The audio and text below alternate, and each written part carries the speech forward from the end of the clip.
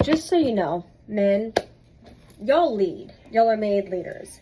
Even if you aren't leading, you're still leading. It will somehow trigger some type of response within a female that causes us to go into some type of fight, flight, flee, fawn. Some type of emotional response happens when a man, if he doesn't lead, he's still leading. It causes us to take some type of initiative because they're still leading by not leading. It's still some type of, because women, we take our social cues from men.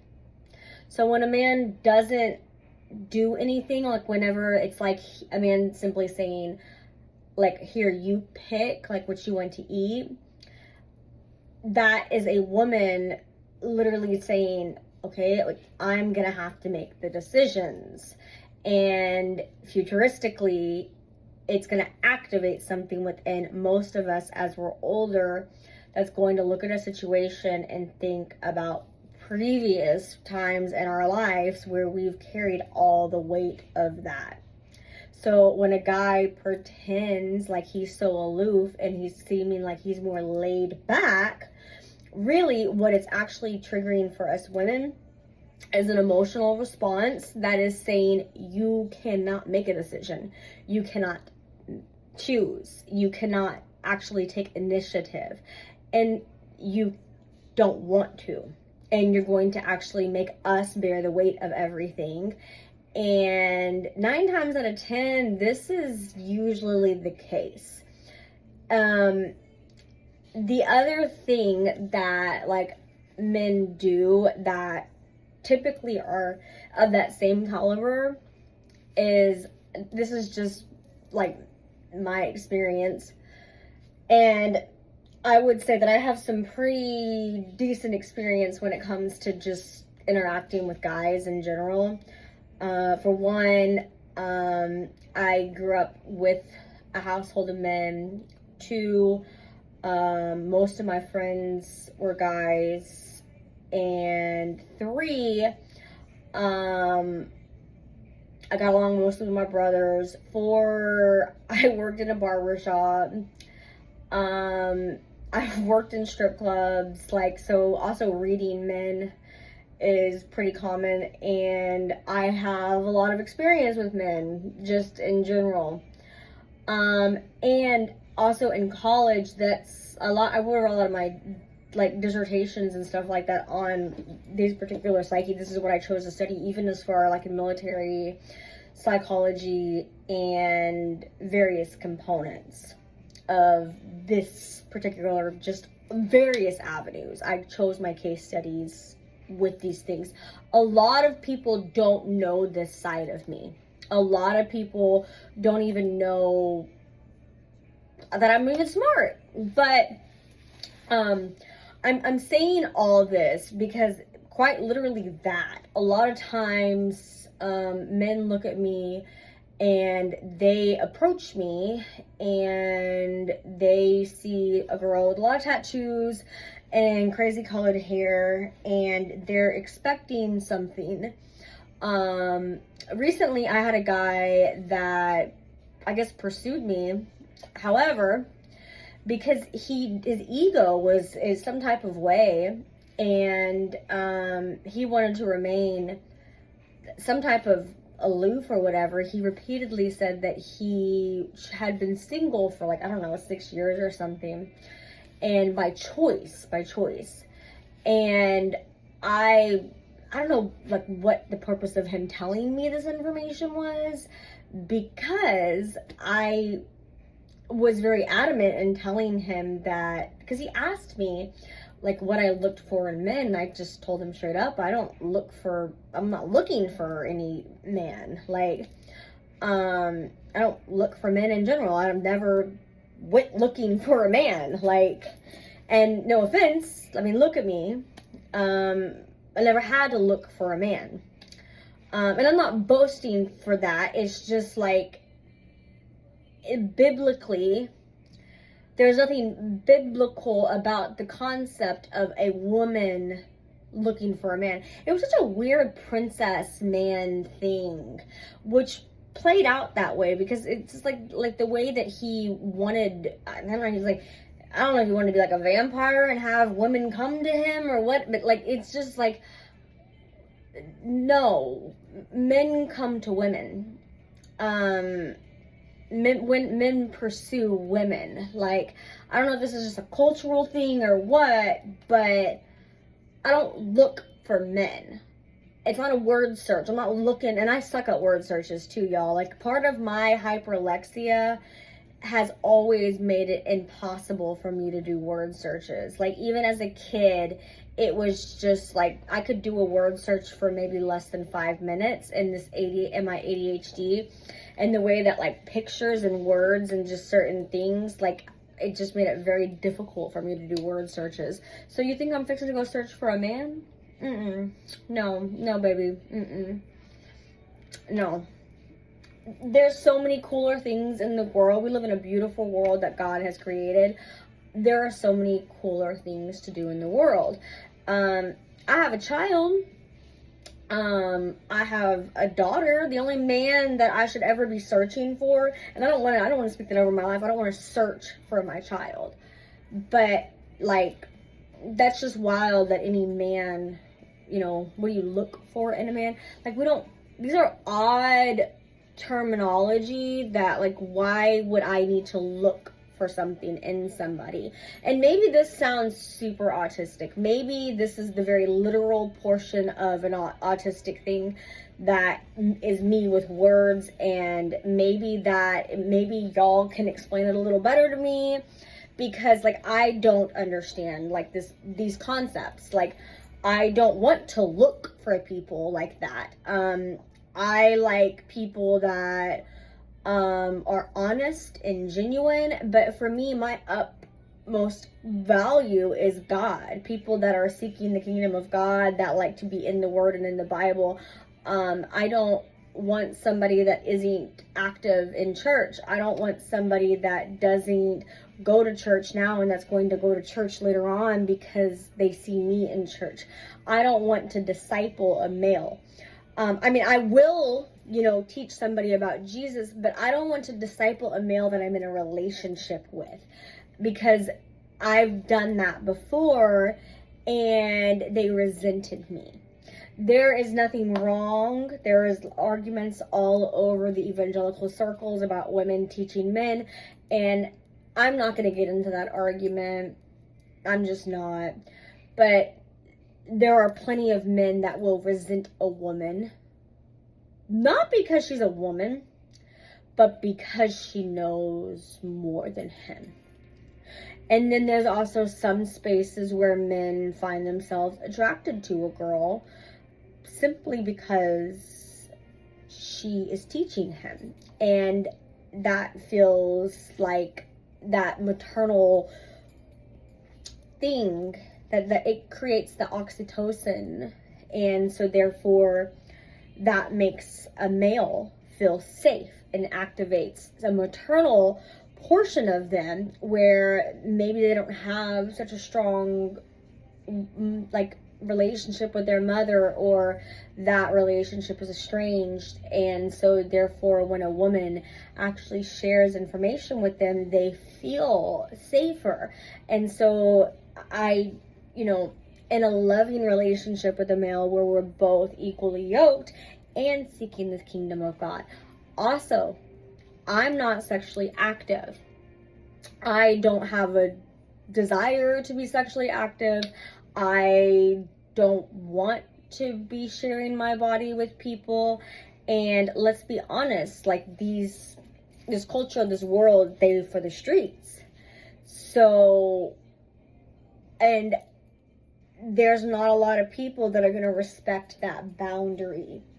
And when men come and say things like, oh, well, we can just cuddle or whatever, and I'm like, I don't know, I don't want to cuddle. I don't feel like that's appropriate. Like, you're crossing lines already, and I don't even know you. My heart is a place of safety. You don't know me and you're already talking about being intimate with me, because physical touch is a form of intimacy.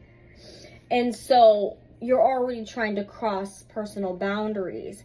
And I'm going to assume that if you cuddle with me, you cuddle with your homeboys. I'm going to assume that your friends, you cuddle with all your friends. I'm going to assume that you're down low. Because because I'm autistic, remember this. So I'm very literal. So when you say friends, I'm going to assume all of your friends. So I don't like when we mix up and we muddy these terms. It makes it very confusing when men talk about the platonic relationships that they have and the water is very muddy. When they call something that isn't something else. I always set into relationships and I very simply ask, what is the intention? What is your intention for this relationship? If it's friendship, then it needs to be friendship. I will say though that men, you set the tone. You set the tone. If it's friendship, then you won't really have to say that it's friendship. You won't. Because I've never had to have a conversation with any of my homeboys that were friends, that were just friends. I have never had to have a conversation. All of my homeboys that are like listening, they know damn well I've never had to sit here and be like, we're just friends, blah, blah, blah, blah, blah. But any guy that was trying to smash, those guys, I've had to have that conversation. And then they like to backtrack and try to pretend like they was platonic, because they can't handle the rejection. They like to flip it and sit there and say, oh, you just can't imagine a guy being platonic, blah, blah, blah, blah, blah. What? My whole life, I've had friends that were dudes. I grew up with brothers. Like, most of my friends, No, I know, I have, like, what? The reality is when they do this, it's because they can't handle the fact that I rejected them and I don't see them that way. I will say from the jump, in the season that I'm in, I'm honest. I am very honest. I tell people straight up, you do not want to be in a relationship with me. You don't. The reason you are attracted to me is either A, because I am crazy, and that is triggering some previous wound of yours, or the other reason is because of the light of Jesus inside of me. That's it. You're attracted to one or the other. You're attracted to my crazy, and it feels intoxicating, and whatever that thing is for you that you need to go heal. Or you are attracted to the light of Jesus inside of me, and you just don't realize it, that you need Jesus Christ in your life. That is it. Because my life in the situation that it's in right now, it is not in a place that is prepared for any type of relationship that is like that. It's not. Like, it's not in a season like for me to be an Esther, or for me to, for me to get a Boaz. My life is a mess. In reality, like, the more that I'm single, the more that God is showing me how amazing the gift of singleness is. The more that God is showing me provision and how blessed it is for God to be my provider. The more that I have a boldness in my spirit to literally open my mouth and talk about Jesus to y'all. The more that, like, I don't care about how people perceive me. And the more that I just want to tell people about Jesus. And that is good. That is cool. Because originally, before I married my husband, everybody that knew me back then, I was so on fire for Jesus. Y'all couldn't tell me nothing. Nothing. Nobody could tell me anything when it came to Jesus. And that is what I've been so passionate to get back. And little by little, and now it's like, ooh, it's coming. And I can feel it. And so, like, when these guys, they come and they, I don't know what their purpose is. But I just wanted to get on here and I wanted to tell guys, y'all do set the tone, even when you are trying not to set the tone. When y'all sit there and y'all like, oh, I don't care, you pick, you are setting the relationship tone. Make a decision. Follow through. Lead. If you don't know how to lead, figure it out. This is 2025. There is literally access at your little bitty fingertips. Like, you can literally touch your phone. And you have podcasts, you have YouTube, you have so many resources at your fingertips that can literally teach you to heal and to literally become a leader. You were designed and you were given dominion in order to lead, and not some toxic lead. And if you have a woman that's like, blah, blah, blah, blah, blah, I don't want you to lead, like, well, that's not for you. It's not. That's got its own set of issues. And that is a woman that is unhealed, that needs to heal. And I'm not hating on her. I am not degrading that woman at all. I am saying that is somebody that needs to heal. Because literally we have been emasculating men. We have been emasculating men when they were created to lead. They were created to literally be leaders, to have dominion, to like be protectors, to be providers, not to be the providers like that are, you know, providing for the girls on OnlyFans, that are, because that's how a lot of these guys are getting that little in their heart, like that little whatever, is they're providing for some fucking girl on OnlyFans. I shouldn't have said the F word, but whatever. They're paying for that girl's stuff, and so they're feeling like they are providing instead of providing for a woman and their family, and like taking vacations and being a protector. They're not even protecting their own hearts, and they're not even protecting their own spirit and their own minds. And women, we gotta stop like tearing these people down. We're supposed to be like an emotional, and I get it, because like we do feel like, because these men, they be on this bullshit, and then they come to us for like their emotional cup to get filled.